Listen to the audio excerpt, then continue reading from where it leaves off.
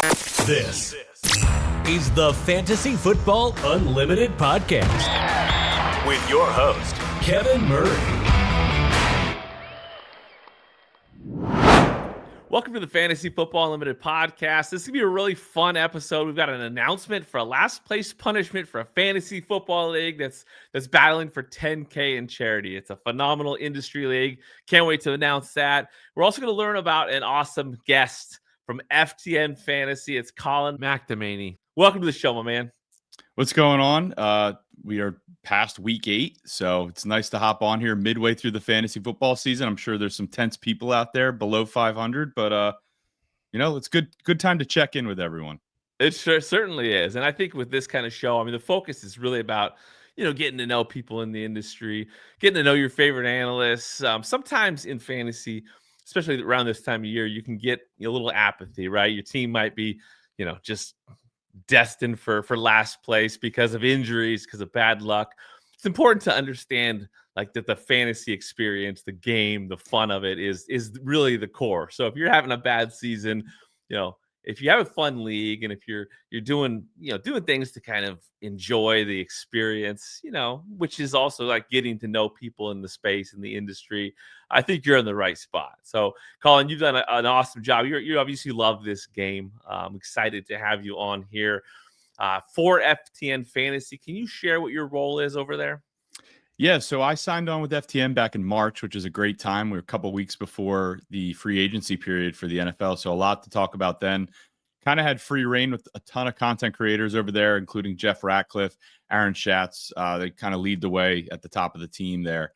But as the season progressed and started and kicked off, I took over a couple articles a week. I do the wide receiver and cornerback matchups, which you can apply to pretty much any league, but it's important for DFS purposes, picking the right wide receivers for your lineups there, best cost, best matchup, etc. And then I do a stats dive as well. I look at stats from the previous week, weeks prior, and then look ahead and see what we can apply from what we learned and see how we can apply it to our lineups in the future. So that's been a lot of fun. And FTN has actually let me do some video content, which has been really cool. That's not something I was very good at or knew how to do at all, but they trusted me to kind of, take some time to learn how to do it. And I feel like I've kind of hit the ground running with it. So that's been a lot of fun creating videos that people are sharing, liking, commenting on. It's just a little bit different, but a lot of fun. I love it. Now, from a consumer perspective, what is it that people love about fantasy or with FTN? What is it that you enjoy about FTN as a brand and as a source of content? Yeah, I mean, we can talk about fantasy football in so many different ways. I know a lot of people go off of gut feeling and vibe sometimes, but FTN Fantasy is really about the numbers. And I think that's what I've come to learn a lot about it. I've been playing since 2007. So, there's been things I've invested in, I've forgotten about, et cetera, throughout the years. But, kind of joining with FTN and seeing all the content that they have, I can see the route participation, air yards, just pretty much any number you can think of that's important. I use the NFL splits tool. Hey, how does Darnell Mooney play with Michael Penix and without Michael Penix? This past weekend was important. Obviously not very well with Kirk Cousins. So, there's a lot of things you can look at on FTN site. You get a subscription. There's a ton of different tools in there that if you have something in particular that you want to invest in, or maybe you don't even know about, they have it. So they also have the rankings, start, sit tools, all that stuff. But it really is next level when you talk about numbers. Love it. Love it. Now you're a passionate Philadelphia sports fan. Talk about where that all began. Talk about growing up, like some of your favorite teams and players and how sports hit you early on. Yeah, I think like most sports fans, it's almost inherited, right? It's where you grew up. Maybe you moved somewhere. Maybe someone, instilled a memory upon you about a certain team, because not everyone's all the same city all the time, which I get. Everyone has their own story. For me, though, it was simply my dad. He passed it down.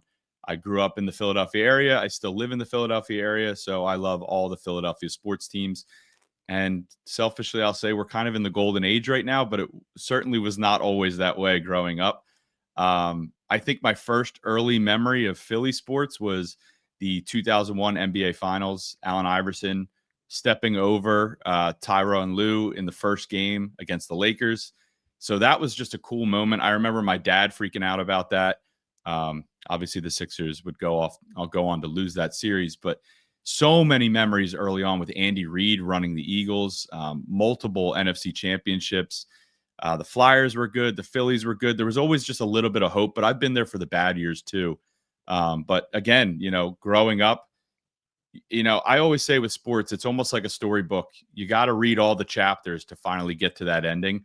And, it is obviously there's more to the series, but there has been so many bad chapters in Philly sports since I've been pretty much on this earth. To finally get that storybook ending with the Phillies in 2008, going back to the World Series in 2022, 2023, and then the Eagles, obviously, in 2017, 2018, when they finally won. That was just something I will never forget. Obviously, this past year was very special, but that first one, I'm sure you can relate as a Seahawks fan. When you see your team and the certain players and their stories, et cetera, hoist the trophy, it's unlike anything you'll ever experience, honestly, if you're a diehard fan.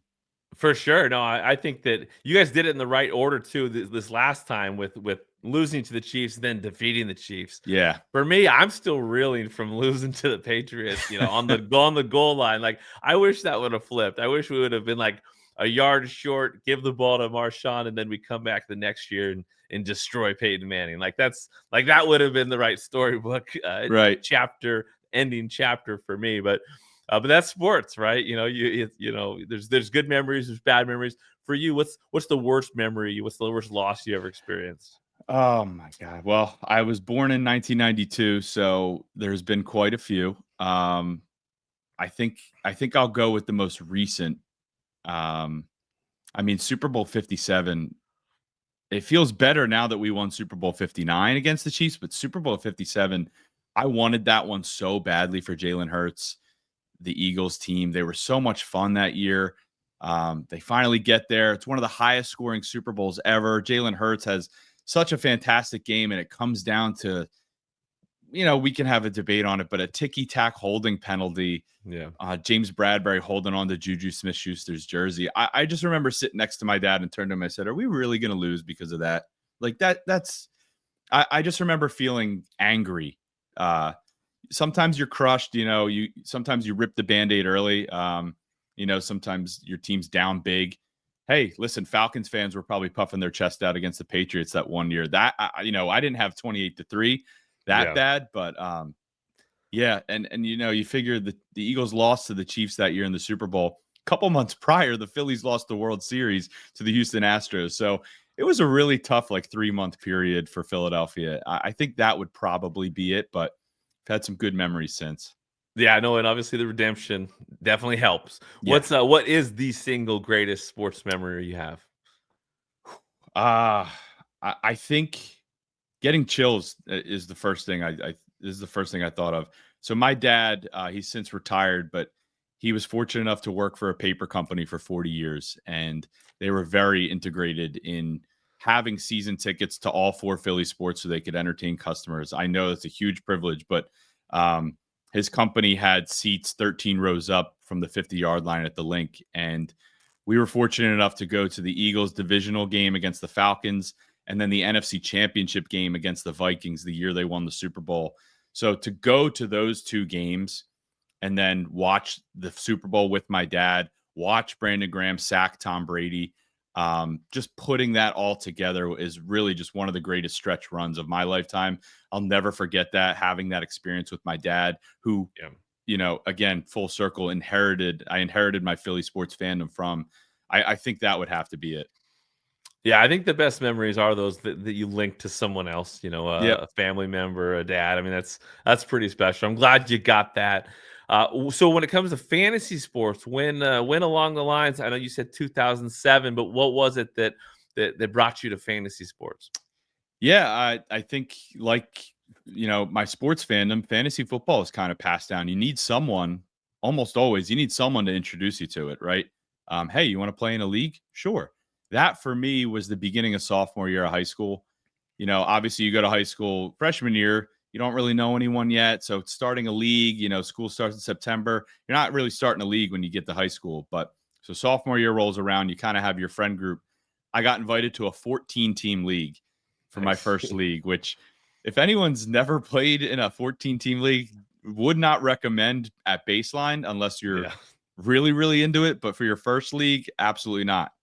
So quick story, I go to my friend's house. It's a bunch of his friends, dads, they've had this league for a couple years now. I'm brand new. I'm sitting in the back corner. I have my magazine, and I get the first pick. And this is a league where you write down who you want, you hand it to the commissioner, and he announces it. And I write down my pick, Reggie Bush, New Orleans Saints. Not the first overall pick that it should have been that year. It should have been Adrian Peterson. I hand it to the commissioner. He opens the slip and starts laughing. So I'm in the back corner, and when he announces it, I mean, everyone quite literally turns around and starts laughing at me. It was a horrible moment. So much so that I left that draft and I called my best friend and said, "Hey, you want to start a fantasy football league?" Started a completely new league, 10 teams. And that's actually now my home league, and we're in year 19 right now. So from the ashes of that embarrassment of picking Reggie Bush first overall, 2007, I've now since created a home league, which has been running for 19 years. So that's kind of where it all began. So you got invited to this league. You go to the draft, you get embarrassed, and you immediately start a new league, which is the home league, the same year. So you basically started your home league the first season you played. 100%. Yeah, awesome. I left that draft, and I think back then cell phones, you could only make so many calls per month, and that was one of my calls to my friend was, "We're starting a league. Let's find some people because I need to redeem myself." I love it. I love it. Now again, you probably play in a ton of leagues. I'm sure that home league is the one, right? That's the one that matters, right? Yeah, everyone's got the one, right? And do you have any traditions in that league? Fond memories of things you guys have done to kind of elevate the fantasy experience? Yeah, at some point in the early 2010s, a couple of us decided to just treat it like Halloween and dress up. We all come up with team names. Sometimes it's based on pop culture. Sometimes it's based on how last year went. So some people started dressing up, in theme costumes. The year after I won, I was just Breakfast of Champions. I like breakfast. I was the champion. So I wore a bacon costume. So every year people are always dressing up, and it's always fun to see, what's everyone's team name going to be. But we take pride in getting together in person. It's an auction draft. And again, if you've never done an auction draft, that I recommend. That is next level. You're not just drawing a pick, waiting to see who falls to you. If you want a player, you've got the budget, you can go get that player. And we've been doing that since 2012.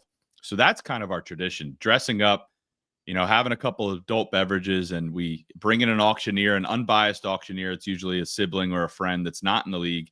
And, having them see us dressed up, and they say it's one of the funniest days of the year because it's just a couple of idiots, drafting their teams. I love it. No, that's awesome. Is there one person in that league that's your biggest rival? It honestly might be myself. I've made some really bad decisions over the year. I haven't missed the playoffs in probably a decade, but I've been out in the quarterfinals, I think now for 5 straight years. So, but as far as playing someone, the game you circle on the schedule, there's a guy in the league. His name is Greg.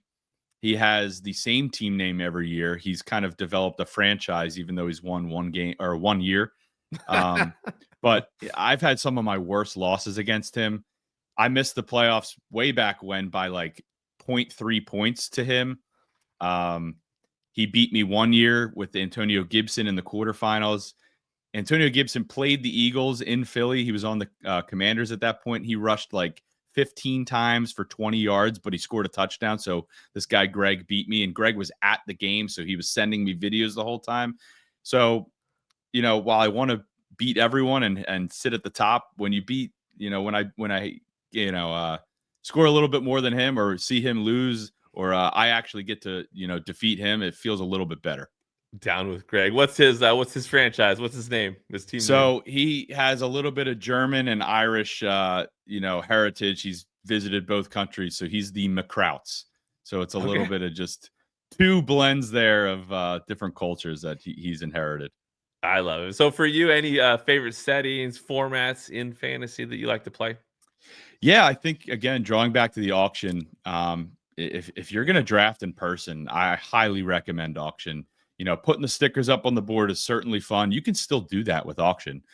Once you spend the money and on the salary for the player, grab the sticker and pop it up there. But I think otherwise, something I like seeing new formats. I've seen some really goofy ones on Twitter and on the internet this year. When a quarterback makes a tackle, you get 100 points. I think that's super fun. I saw recently if your player does a backflip after scoring, you lose points. So I love those little like key things that you can watch for. But I think guillotine is my new favorite. Okay. I've had a lot of success playing Guillotine League. For those that don't know what it is, you draft your team early on. It's like 18, 20 teams, whatever you can muster up. And the lowest score of the week gets chopped like a guillotine. You're out. All your players go into free agency, and the rest of the league get to pick up your players. So high stakes. Your season might end, right after Labor Day. But if you have the fortune and the skill to get to December and compete for the title, it feels really, really good that you've outlasted everybody.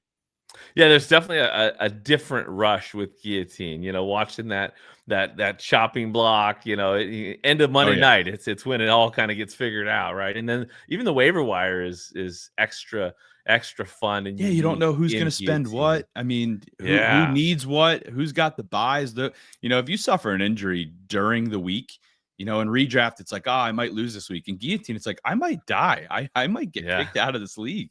Yeah. Yeah. And bye weeks. I mean, it's there, you look at your schedule, there's weeks that are like terrifying because that you got problems coming up. But yeah, guillotine's a fun format for sure. Do you have an all-time favorite memory playing fantasy? Yeah, I mean, I think winning my home league when I did was like a finally. I've been to quite a few championships and I've lost quite a few championships. Back in 2013, I finally won. We didn't do fractional points back then. Horrible mistake. And I won 94 to 93. Horrible finals, but Frank Gore punched in a touchdown on Monday Night Football right around Christmas. Well, 2 days later on Christmas Day, there was a stat correction. And my opponent gained a point, so we tied, and he won the tiebreaker. So I had to give back the money, and I had to give back the trophy on Christmas Day to a guy that I tied. So that was horrible. That's terrible. I went to the championship the next year, lost that one, and then finally 2 years later got back to the championship and won without a doubt. David Johnson, I actually have his card up behind me. Anytime I win a championship, I like to buy a sports card of the player that helped me do it. So David Johnson's behind me, all-time memory, 2016. He was phenomenal that year. It is funny with celebrating a championship. I'm a Seahawks fan. I won a championship because of Debo once, and I actually bought a Debo Samuel jersey.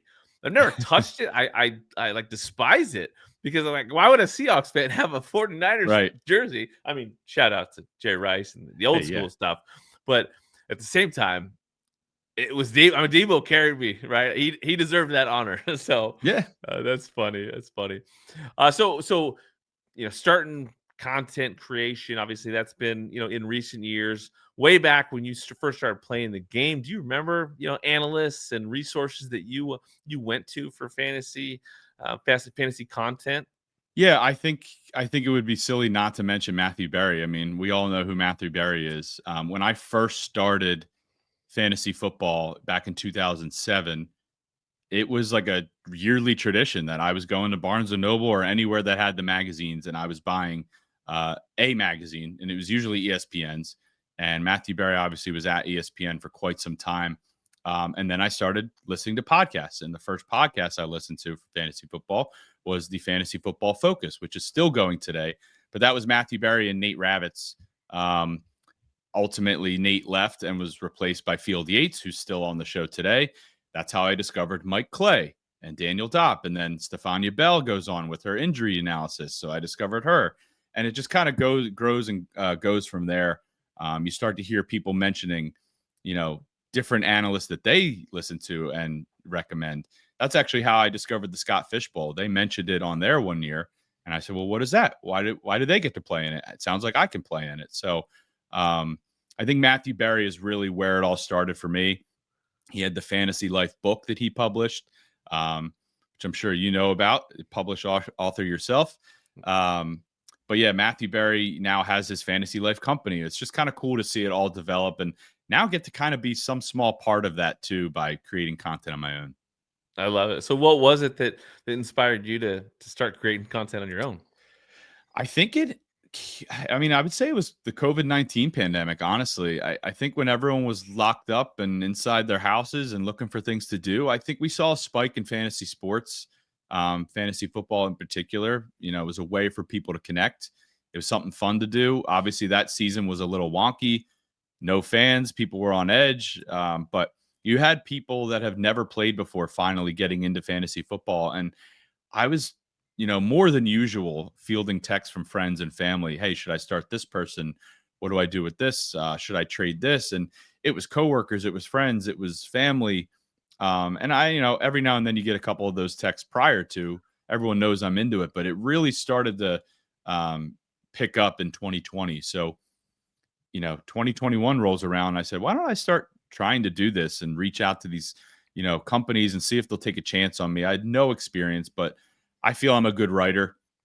And I think I applied to about 20 to 25 sites.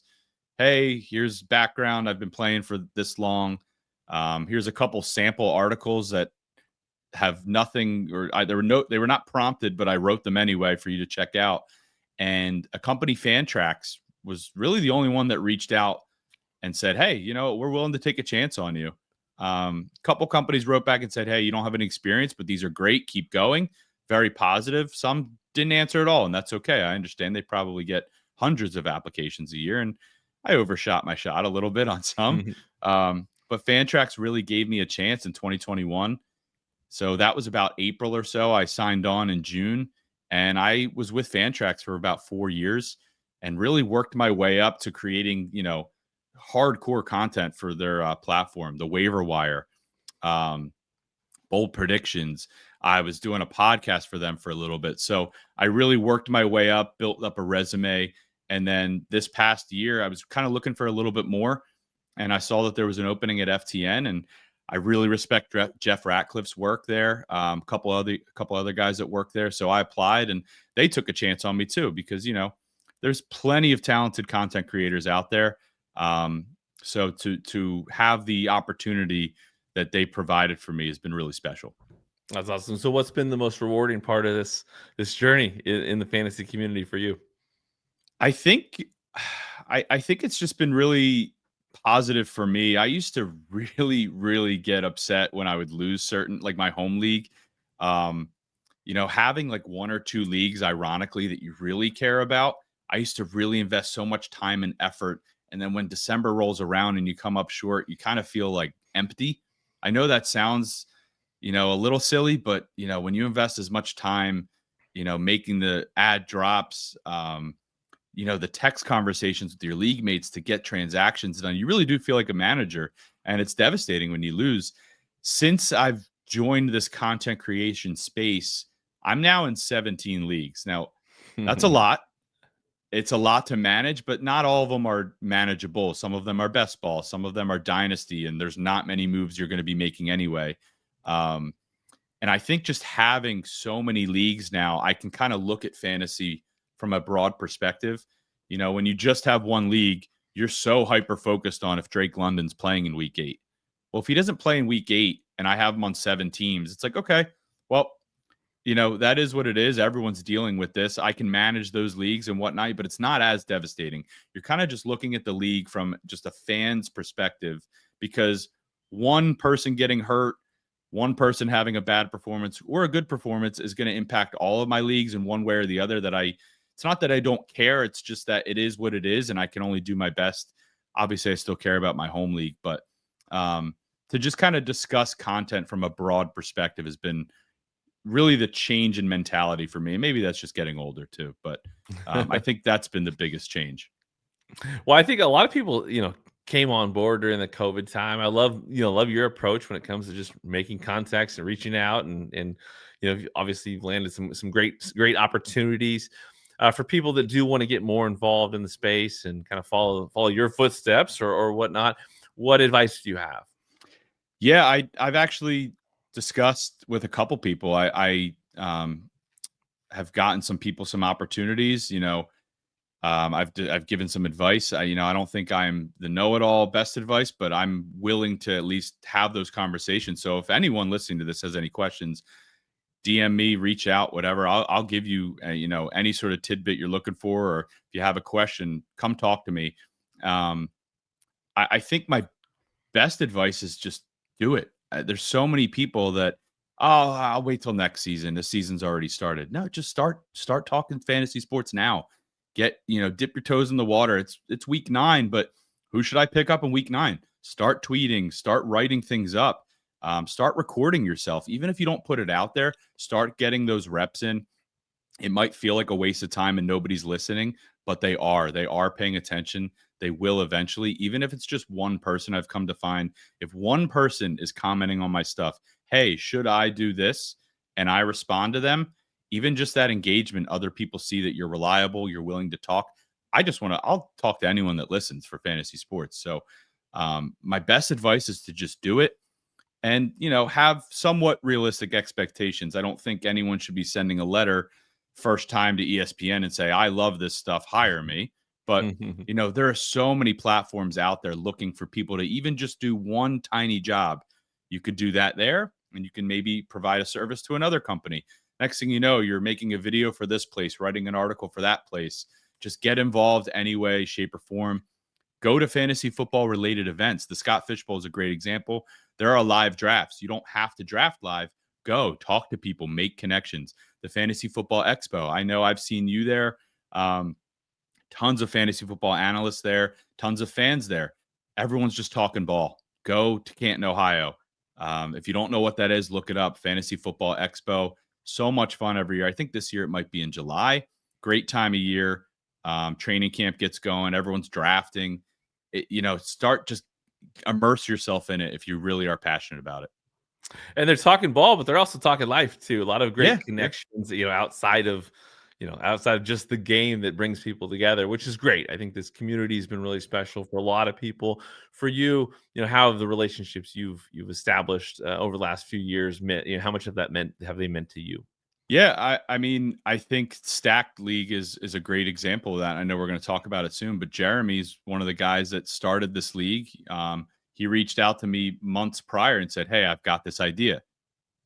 Is this how to pick my brain on it?" And I met Jeremy at the Scott Fishbowl Philly live draft a couple years ago. So just building that trust. I mean, one of the first things we talked about was he asked me, "Hey, you're from here. I'm not really from here. Where can I get a good breakfast sandwich?" I mean, very simple conversation. We still talk about Johnny Hots in Philadelphia, great spot that he went to. He said, "Hey, where should I go for a run in the morning?" I said, "Well, don't go that way. That would be a bad idea to run that way. Run the other way." But yeah, just even simple conversations like that, building that relationship, however small, however, little we may check in here and there. It's still someone that, I can talk fantasy football with, but every now and then we kind of just, he's the Reddit moderator. We talk about, goofy stuff going on there. So I think that's really it is, you start developing these relationships that go beyond fantasy football because we are, just people at the end of the day. We're going to be right. We're going to be wrong, but we're all just trying to have fun and make the best of this game we play. That's awesome. Now you mentioned the Scott Fish Bowl, the Philly live draft. I know you do a lot to help host that. Talk to me about that experience. What's that been like for you? I know it's been a really successful event for sure. Yeah. So I started playing Scott Fish Bowl, I'm going to say 4 years ago. I jumped into my fantasy league. And that platform is obviously far different than the leagues playing on Sleeper. And then I found out that there were live drafts. I mean, it stinks when you find out something back in September, oh, this live draft went on. And you're like, well, now I got to wait till next year. But it was worth the wait. Found out the live draft was in Philly the following year, and I went to it. It was at Xfinity Live near the Philly sports stadiums. So I was just kind of a guest there. Jeff Ratcliffe was actually there. I got to meet him for the first time, which is really cool. Tons of auction prizes, signed jerseys of different teams, hundreds of people, having a couple drinks, drafting their Scott Fishbowl teams. I fell in love with it. I thought it was the coolest thing ever. And then the next year they were looking for someone to run it because the two guys that were running it could no longer do it. And I just thought, I can do this. I think I can do this. I'm willing to do this. I've got some ideas on how this can be a lot of fun. So I reached out and just volunteered. Hey, I'd be willing to run the Philly Live Draft. And that quickly, I had a venue. You get to find a local charity. The first thing that came to my mind was Connor Barwin, former Philadelphia Eagle. He has a charity called Make the World Better, which is aimed at improving public spaces for kids in Philadelphia, playgrounds, courts, etc. So, linked up with them, had them on board, as the recipient for our event. And then finding people to draft at the Philly Live Draft is not a problem at all.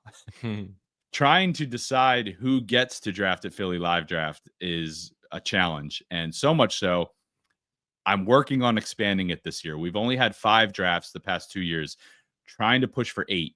We want to have 36 more people drafting this year, maybe more, depending on where we end up drafting this year. But kind of got involved doing that, finding the prizes for it, finding the venue for it, just seeing everyone line up, show up. And, I just remember being at my first live draft of a guest and, thinking how cool it was to create that experience for people once a year and see them have as good of a time, hopefully better than even I did when I first came around. Whether they've been doing it for years or their first time is just really, really cool. And I love doing it. That's awesome. Yeah, live Scott Fishbowl events, so cool. It's so neat to see like who's local in your community if you're able to get to one locally. And It's also who's willing to travel too. exactly. People travel to these events and they go long ways just to get a different experience. The cool thing about SFB Lives is that every single draft's different. And if you think about it, like you get really jealous because you want to experience this, you want to experience that. Every city has a different twist on it. It's been such a cool thing to see blow up. I got to host the first live draft in Seattle when we first started doing live drafts, and I hosted this last year in Seattle as well. But I've been down to LA for the Trophy Smack draft, and so fun, and they're all many little fantasy football expos, but so unique, as well. But you did mention the expo too. Obviously, a great event for the community. What are some of your favorite memories from the Fantasy Football Expo? Yeah, I missed this past year. Unfortunately, I had a scheduling conflict. But I remember seeing videos and pictures of the expo when it first started. I want to say 2021 maybe, which is about the time I started creating content. I could be wrong on the year there, but that's when I at least discovered it. I drive out there by myself.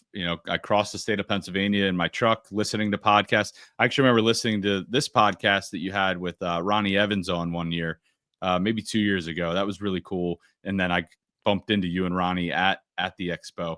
I think my favorite memory, it's kind of funny, but you're in that plaza, the Centennial Plaza, I think Friday night, everyone's, playing cornhole, talking. There's preseason games up on the big screen. It's a beautiful night. Well, then the storm clouds start rolling. I knew you were going to mention the storm. Yeah. And I just remember, oh my God, I found the food, and they're like, storm's coming. Just grab whatever food you want. I just handed whoever a $20 bill, loaded up a plate of food, and then it just started downpouring. And I remember being huddled under this little tent, and I just remember seeing like just certain analysts that are far bigger than I am. I'm like, I know you don't know me, but like we're both huddled under this tent right now getting poured on as I'm, eating hot dogs and pizza next to you. And then someone said, let's go to George's. I'm like, I don't know what that is, but I'm in. Where is it? It's a couple blocks that way, but we got to run. I'm like, perfect. Let's do it. And I just remember sprinting with, 5-10 people to this bar and getting, drenched. I have a hot dog and pizza in my stomach. I'm like, I don't want to run right now, but I gotta just follow everyone's lead here. And then you finally get to George's bar, the door opens, and then there's everybody just packed in there, having a good time, not in the rain. And, circling my way around that bar and getting to meet people, Scott Fish, I had finally met him for the first time at George's, a couple other people there. I think that was kind of my favorite memory, first early memory of the expo is that bonding experience where everyone was just kind of struggling, but making the most of it at the same time. I love it. I can picture that tent right now. You got Jason Beckeries and you got Matt Harmon shivering, right? Yep. Hilarious. Good stuff. You mentioned Jeremy, obviously with Reddit, huge person on Reddit. Big part of this stacked league. Obviously, we're going to talk about. But I know that because of your relationship with him, you've done more with Reddit. Talk about Reddit. A lot of people, that are kind of in the fantasy community that spend a lot of time on Twitter or X. They're not really aware of all that happens on Reddit. That's such a huge world. Talk about your experience with Reddit. Yeah, I mean, Reddit was a thing. I mean, Reddit's been around forever. It's such a large. It's not really a social media platform as far as like posting selfies with your friends or sharing videos of your night out or whatever. But Reddit really is the largest internet community, in my opinion, out there. I mean, I'm on Reddit to talk Survivor, one of my favorite TV shows. Current seasons, past seasons, speculating for future seasons. I'm a big fan of a bunch of other TV shows, fan theories, etc. You can talk anything on Reddit, but the fantasy football Reddit is the place to be, in my opinion. I mean, Twitter is great. It's one of my favorites as well, but it has its flaws for sure, especially in recent years. Blue Sky's fine as well, but there are millions of people quite literally subscribe to the fantasy football Reddit page. And if you've got something to say, I should have mentioned this way earlier when we were talking about getting into content creation. If you've got something to say it on Reddit. There's going to be some trolls for sure, as there are, on any social media platform, but someone is listening. I was looking recently at a post I made and it said, percentage of people that are reading this post are from the United States, but then there's a percentage from Canada, United Kingdom, Australia reading your post. I'm like, oh, okay. So if I post something at 11 o'clock at night Eastern time, people on the West Coast are reading at 8 p.m. People in Europe are maybe going to read it when they wake up and have their, tea or coffee or what have you. So Reddit really is like a 24-hour fantasy football network. I slowly started to get into it a couple years ago. This year has been my biggest year for Reddit. I don't know how impactful followers are on Reddit, but I started August, I think, with like 20 people following me. I now have over 300. That's just people that are going to see my posts first and foremost when I put them out there. I've related this most recent draft class to Adam Sandler movie quotes, described how I feel about each pick based on a quote from an Adam Sandler movie. And I've now developed weekly, here's what you need to know, fast fact for every team. And that's gotten 250,000 views every week. I mean, that's mind blowing to me that people are, even if they're just glancing at it and just want to see, they're scrolling to look for one player. That's great. Getting eyes on it on Reddit is where it's at. There's tons of stuff there. So I highly recommend if you're a fantasy football manager, go to Reddit because there's tons of content. And if you want to get into it or you're already into it, you should be posting on Reddit. I love it. Yeah. And Jeremy has done such a fantastic job of getting people that just aren't on Reddit, over there and kind of sharing that world with people in the fantasy community, which has been great. But speaking of Jeremy, let's talk Stacked. What is your role with Stacked? And from your perspective, what is Stacked all about?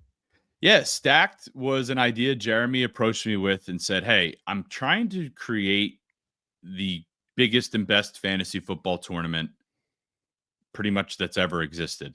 Obviously Scott Fishbowl's 5,000 fantasy football players competing, etc.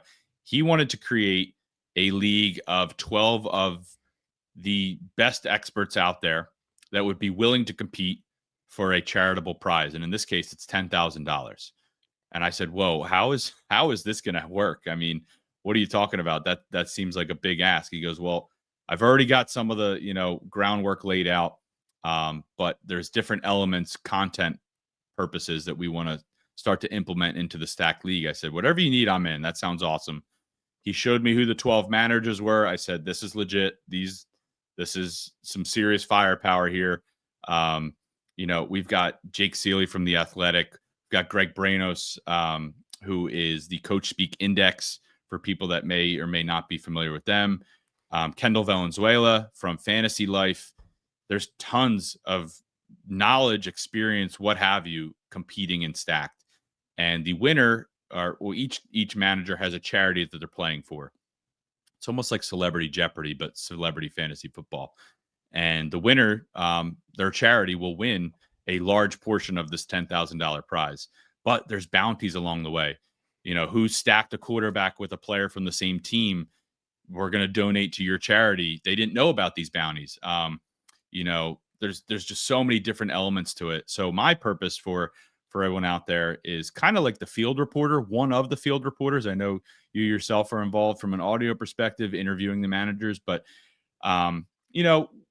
it's first year, so we were trying to get into it, trying to figure out what people want to know about. And I was speaking with Jeremy, and I said, I think people are really, really interested in the moves these managers are making. So over time, over the first couple weeks, we've settled on that I do the waiver wire post on Reddit. Full circle. So waivers process Tuesday morning. So today, as we're recording this, in Stack League. So there will be a post later today showing everyone on Reddit, here's what the managers in Stack League have done, who they've picked up, who they've dropped, how much money they spent to acquire those players. So when you go to set your waiver claims on Tuesday night in most formats, you can see what some of the best in the business have done already and apply it to your own leagues in certain scenarios. One week, a couple weeks ago, I was unable to post it on Tuesday. So I posted every transaction that happened on Friday and got some really positive feedback. Hey, this was great to see how they adjusted their moves as the week went on. So now I update it every day. Hey, here's what this manager just did. Here's a trade that just went down. So it's been really cool. It's been a really cool resource for fantasy managers to see, again, what some of the best in the business are doing and apply it to their own leagues. And it's been cool to kind of follow that and put that out there for people to see. I love it. Yeah, waiver wires, they dropped this morning. You got Dylan Sampson, the top waiver wire claim. You got the cool thing with the waiver wire, especially, you know it because you're doing the content. It's been active. I mean, people this year are crazy. Very active on this waiver wire. It's been fun to see like the range of bidding and everything. So highly recommend anybody who wants to kind of get a window into this league, see how these industry experts are doing it. It's been a ton of fun. What's been the most fun part for you just kind of being involved in this? Yeah, I think there was a really rewarding moment, and I think this just encapsulates social media to a T. Kendall Valenzuela spent, I think, 25% of her $100 fab budget to acquire Quentin Johnston after week 1. And I remember making the first initial waiver wire post, and there were people that just like, you're chasing touchdowns. He stinks. What is she doing? What a waste. Well, Quentin Johnston's had quite the year. Obviously, this past week, he goose egg. But hey, listen, we're 8 weeks in. Things happen. Things change. Values change. But Kendall Valenzuela is in 4th place. And a huge reason for that is getting Quentin Johnston off of the waiver wire. That was a minute, rewarding moment for me. But just to be able to report that and show people, here's the moves people are making. And then people immediately push back and say, well, that was a bad move. And then them be proven wrong is just like, listen, I'm telling you, these people know what they're doing. And that was a really cool moment for sure early on. I love it. Yeah, no, we're week 8, right? Through week 8. Kendall's been in first or second kind of the whole season, like tied for first, but just now dropped to 4th. So she's been crushing it. Third most points though. Yeah, you look at the standings, you got Dave Richard. He's been in first the entire season, coming off a loss here. So now you actually have 3 teams at 6-2. You got Dave Richard, you got Chris Harris, and Sigmund Bloom jumps up to that 3rd spot. He's been consistent all season. Kendall's in 4th, Ben Gretchen 5th, Andy Barron's in 6th. The bottom of this draft, I mean, you got teams that are 4-4, 4-4, 3-5, 3-5. Everyone's in contention. 100%. We do have to talk about last place, though. We have Greg Branos has had terrible luck. He's got it's a whole story. I did an interview with him last week. Check that out. There's a lot involved in this process, but he's at 1-7. He's battling Jake Seeley at 2 and 6. John Daigle's at 3 and 5. Justin Boone's at 3 and 5. But someone in this mix is going to be considered last place at the end of the year. There's going to be there's got to be somebody. Someone. It's always going to be someone that either has a really high opponent scoring average or they've just had some terrible luck, terrible injuries. Because again, these people, this is a great league. Stacked is a perfect name for it. But let's talk about last place. We do have a last place punishment. You are here to kind of share the details. Yeah, so going back and forth with Jeremy, discussing with the managers a little bit, having one last place punishment is not for everyone. Not everyone is going to agree, especially when you have 12 people, different ages, different interests, different, comfortability levels. I get that. So we settled on 3. If you lose, you can pick one. We'll give you that at the very least.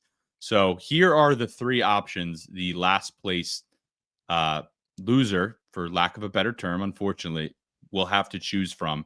And hopefully Greg is listening, but hopefully he climbs his way out of it. And a couple other people are on notice as well. So the first option is, you might have some steam to blow off. You might be frustrated. You can run a timed 40-yard dash and film it and post it to social media.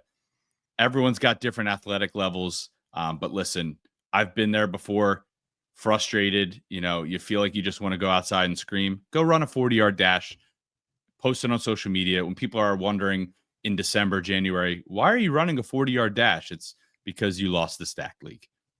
And I will say, yeah. Jake Seeley is curious if an Achilles tear is covered by the league. That's undisclosed. We don't know that as of yet, right? We're looking. Yeah, I don't know if we have injury guaranteed contracts in Stacked, but something that we can maybe discuss at a further date. Andrew Cooper also said, "Do we have to run the entire 40 yards?" Which I thought was great. I don't know how I'd do doing a 40-yard dash either, but yeah, maybe the film cuts out there. Number 2, a lot of these managers are like you and I right now on video podcasts, live streams any given week. The loser will have the option to wear a jersey of their least favorite team, despised team, what have you, for 2 weeks straight on their video live streams or podcasts. So if I were playing in this league as a diehard Eagles fan, if you gave me a Jackson Dart jersey or worse, an Eli Manning jersey, I would have to wear that for 2 weeks straight. I wouldn't want to do that either and have that on my digital footprint. And lastly, you can read a scripted message, a press conference, if you will, but it would be written by the league champion and you have to post it to social media. That might be my favorite because I think there's a lot of fun things that can be done with that. It's harmless. It gives the winner a little added incentive there to, say what they want to say through the, voice of another. So that is hopefully what happens. But I understand if people, are okay just wearing a different jersey or maybe want to blow off some steam, run a 40. But I'm hoping the loser does pick the message press conference because I think that would be the best. I agree. I think that is the best. I think it brings the whole league together. But if you want to run that 40, if you want to go, find an old jersey at a thrift store, or I don't know if you have one, or maybe someone can send somebody that jersey. But we'll see what happens. It's gonna be a battle. This whole league has been battling all season long. If you look at the rosters, and you again are going to know these rosters as good as anybody. Sometimes better than the other managers who are just fighting with their own rosters. Who's the team to beat in this league? Yeah, I actually want. I got to refer to one of them because I do get them mixed up every now and then. Being in 17 leagues of my own, and then also looking at Stacked, it gets a little confusing. But I do want to give a shout out to Sig Bloom of Football Guys.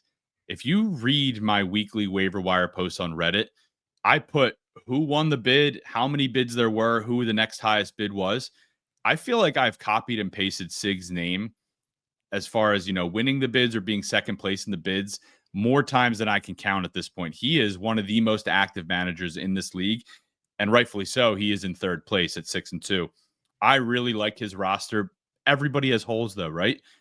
This could be a league in which the sixth place team, it could be Greg. goes on a run, gets in sixth place, and then wins the whole thing.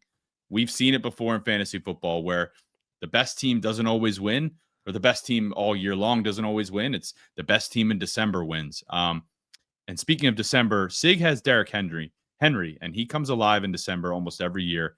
The Ravens' schedule is beautiful. He also has Jonathan Taylor, who raise your hand if you've been victimized by Jonathan Taylor this year in fantasy football. He just dropped 37 points on me in my home league. So that running back duo for Sig is really, really special. Dak Prescott, DK Metcalf, but then his wide receivers kind of fall off a little bit. He lost Mike Evans, but he was active on the waiver wire and picked up Tez Johnson. Deebo Samuel, Jameson Williams hasn't really hit for him, but could. So I really like Sig's roster right now. And I've mentioned her before. Kendall's roster, I really, really liked early on. I think if it gets healthy, she could go on a run too. She's currently in fourth place, but third most points. She is Puka, expected to be back after the bye this week. She is Drake London, out week 8. Probably a reason I think she lost in week 8. But she has T. Higgins. Chuba Hubbard has kind of fallen off a little bit, but she has Javonte Williams, unexpected great value that she grabbed in the draft. Bo Nix, obviously he had a historic game 2 weeks ago. Sam Laporta, she has a really well-rounded roster. But I also do like Jake Seeley. He's in 11th place. Jake Seeley of The Athletic. He's in 11th place, but I do like he has Garrett Wilson. He comes back. Could be something. Nico Collins coming off a concussion. Great matchup this week against Denver, who just lost Pat Surtain.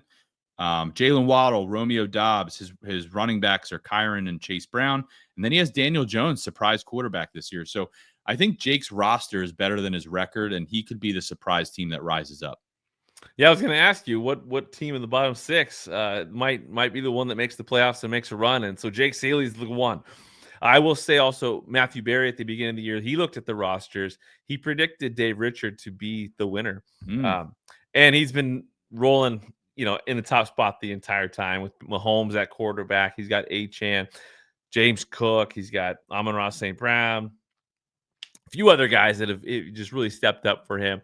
But again, stacked. I mean, tons of great managers with teams, and they're fighting for it. So it's been fun to see, fun to witness, and I love this last place punishment. It's a great one. I think that hopefully they'll pick the one like you said with the press conference, because that could be really creative. But either way, I'm sure they're going to knock it out of the park. Yeah. So beyond stacked, let's dive through some rapid fire questions. Get to know you a little bit more. I'll just throw out some questions. You can just rattle off some quick answers for me, and we'll go from there. Yeah, sure. Great. All right. What do you enjoy most about what you're doing in the industry at this time? I think looking back at 2021 when I started and where I'm at now, still growing, still learning, still seeing what works and what doesn't. I think right now, honestly, my presence on Reddit has been a lot of fun, the most fun this season.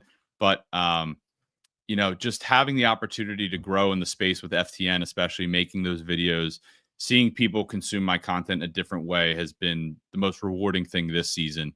And it's been a crazy season, so there's been a ton to talk about. So having people receive it, respond back, meeting new people, even over the internet, has been really cool. I love it. What are your favorite hobbies and activities outside of sports?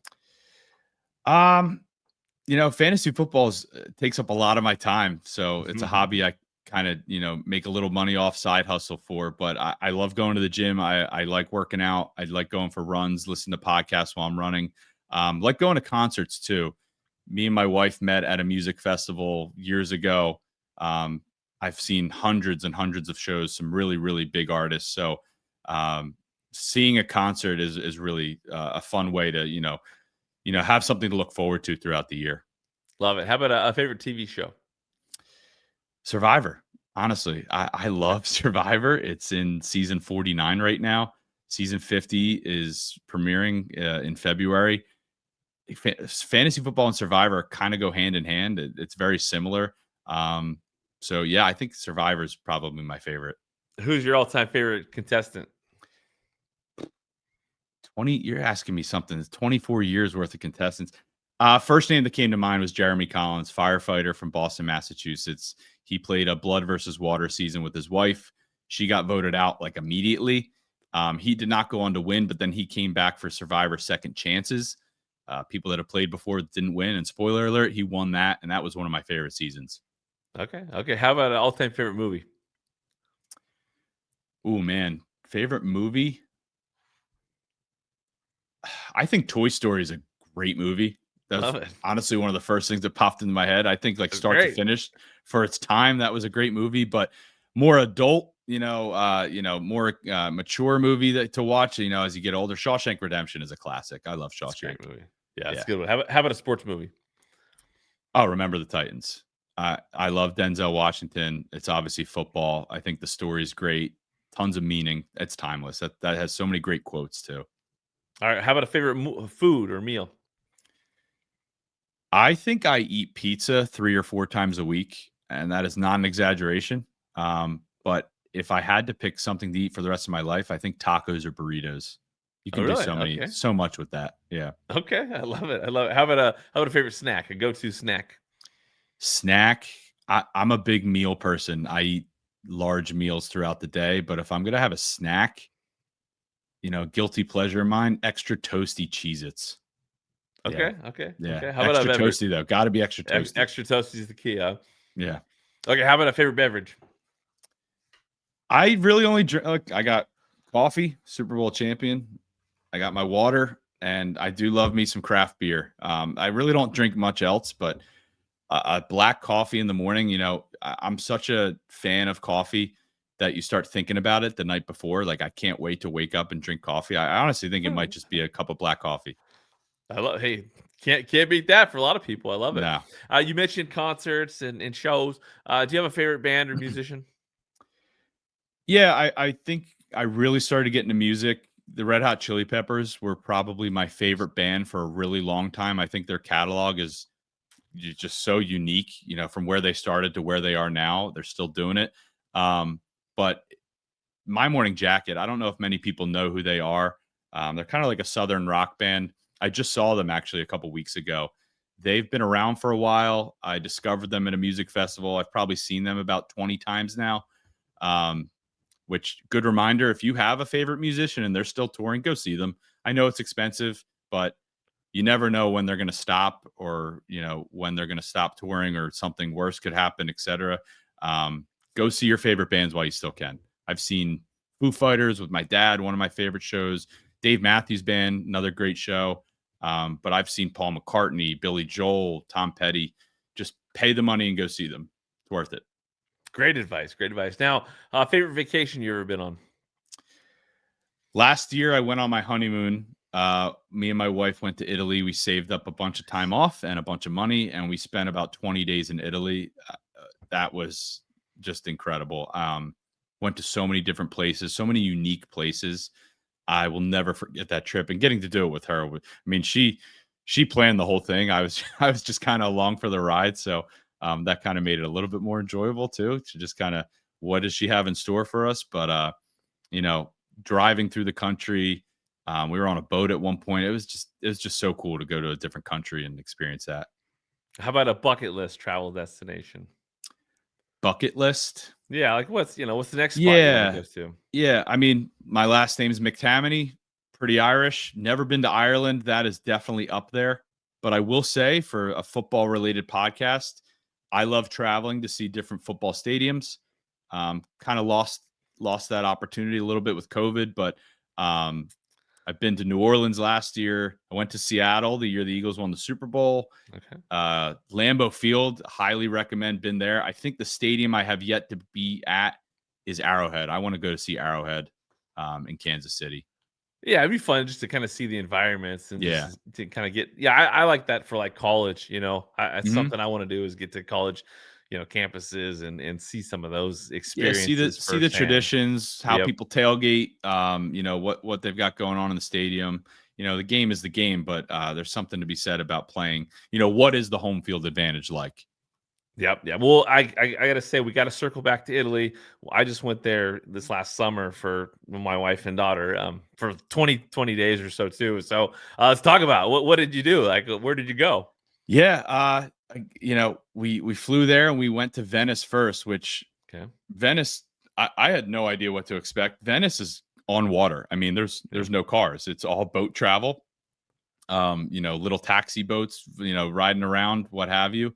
So we started there, and that was really cool. And, with the way climate change and stuff like that, some people predict Venice may not even exist decades from now. So that was, tough to hear, but really cool to, see it in the moment.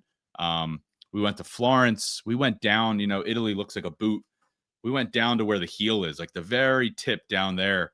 That was probably my favorite thing because that's like the summer vacation for people in Italy. And Yeah. we went in September. No one was there. It was like a ghost town. So we just kind of had free reign there, driving around, going to beaches.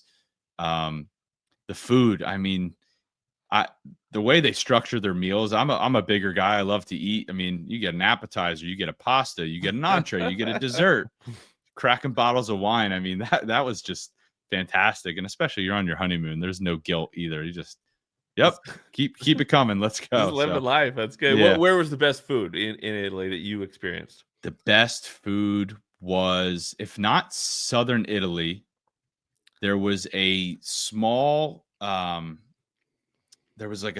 like village in the mountains we went to. The name of it escapes me right now, but I mean, we stayed at this woman's house, like an Airbnb almost, and she made us like breakfast in the morning. That was fantastic because it was just homemade food from her.